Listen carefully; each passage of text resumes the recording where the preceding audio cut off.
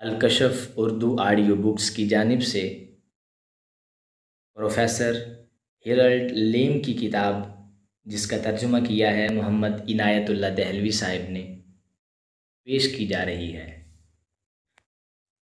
دیباچہ اصل انگریزی کتاب کی طرح اس کا یہ اردو ترجمہ بھی دیباچے کا محتاج نہیں ہے، البتہ چند ضروری باتیں عرض کرنی ہیں۔ پہلی بات تو ایک قسم کی معذرت ہے جسے میں امید کرتا ہوں کہ ناظرین قبول فرمائیں گے۔ ایشیائی تاریخ نویسی اور یورپین تاریخ نویسی کا طرز جدا ہے۔ ہمارے پرانے مورخ بادشاہ کو خدا بنا دیتے ہیں، اور یورپ کے مورخ اگر خدا بھی اتفاق سے مل جائے تو اسے انسان بنا دیں۔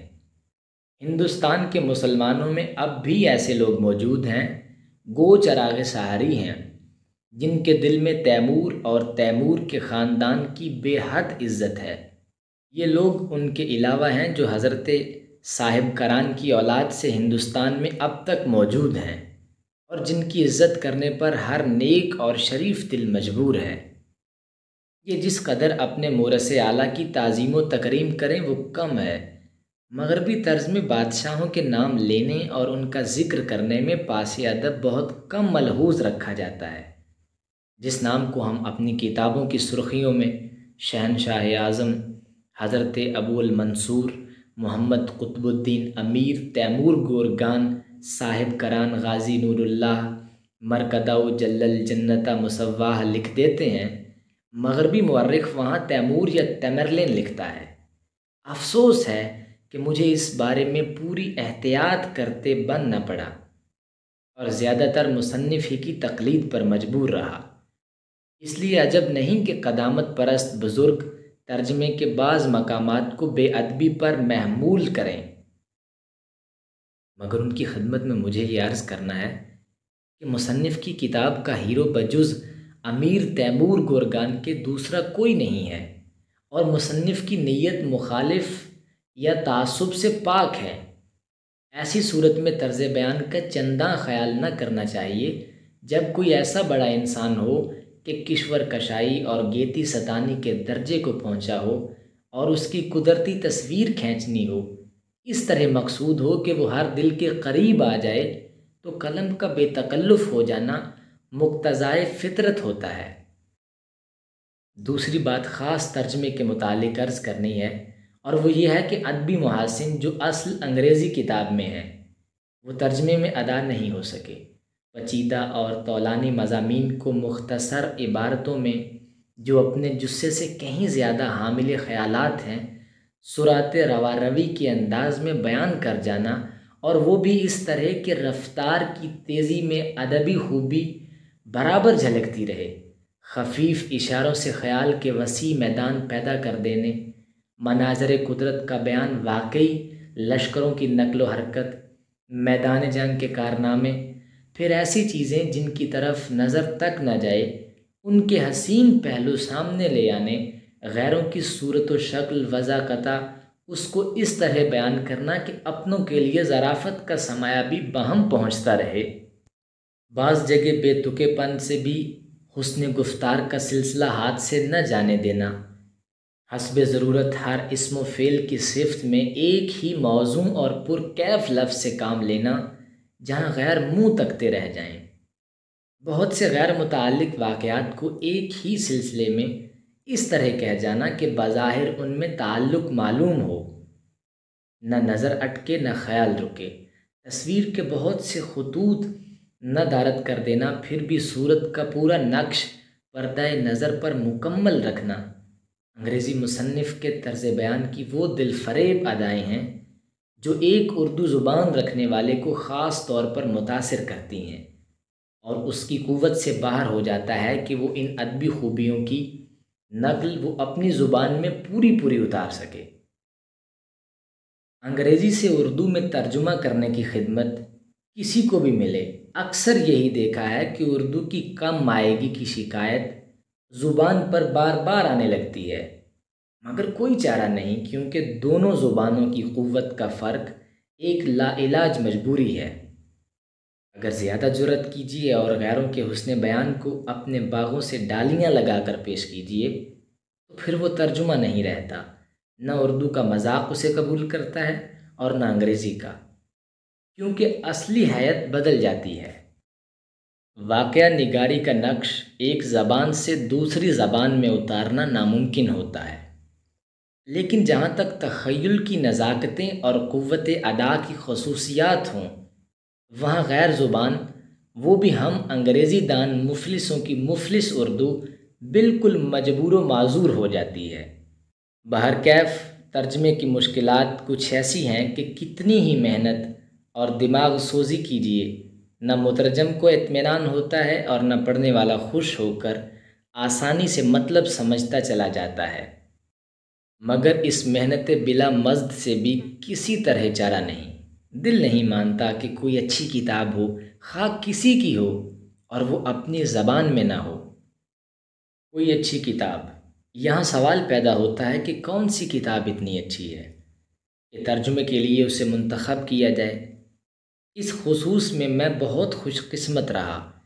عالی جناب نواب سر امین جنگ بہادر نے مسٹر لیم کی دونوں کتابیں یعنی تمرلین اور چنگیز خان کو اردو میں ترجمہ کرنے کے لیے عالی جناب نواب حیدر نواز جنگ سر اکبر حیدری سے تحریک فرمائی۔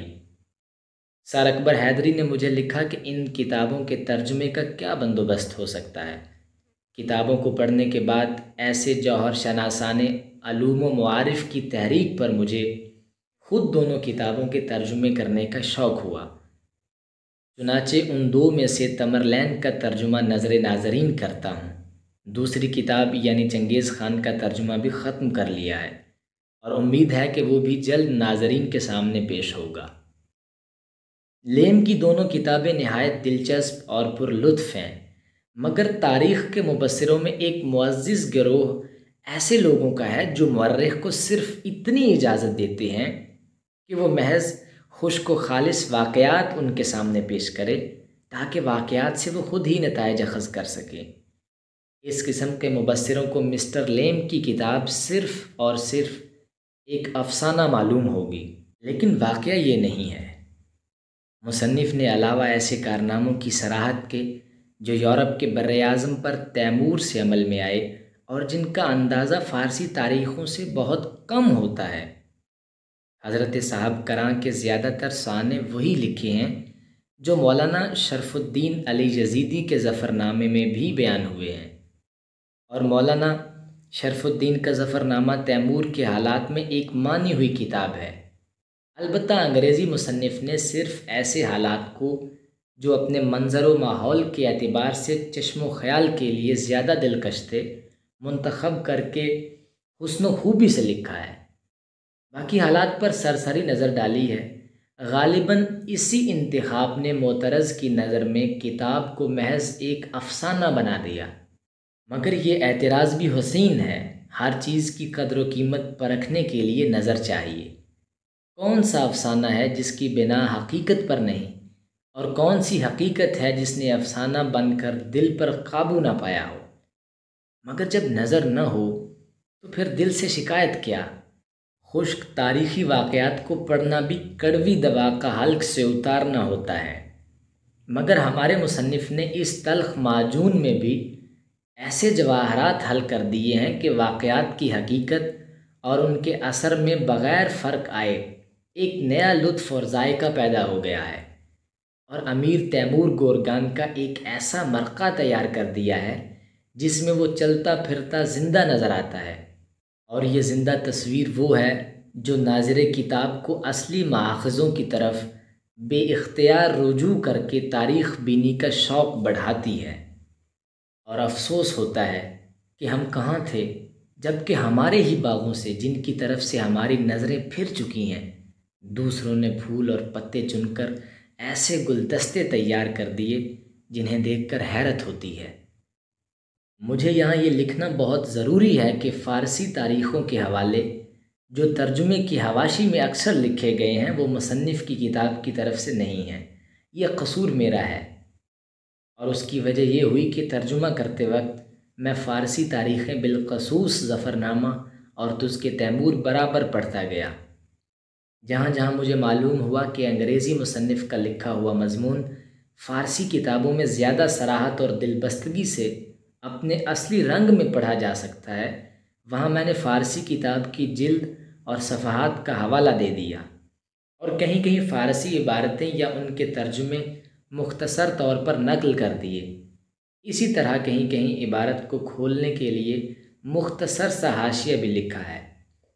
افسوس ہے کہ مجھے اتنا وقت نہ مل سکا کہ میں ایک مرتبہ پورے غور سے ترجمے کا اصل سے مقابلہ کر لیتا۔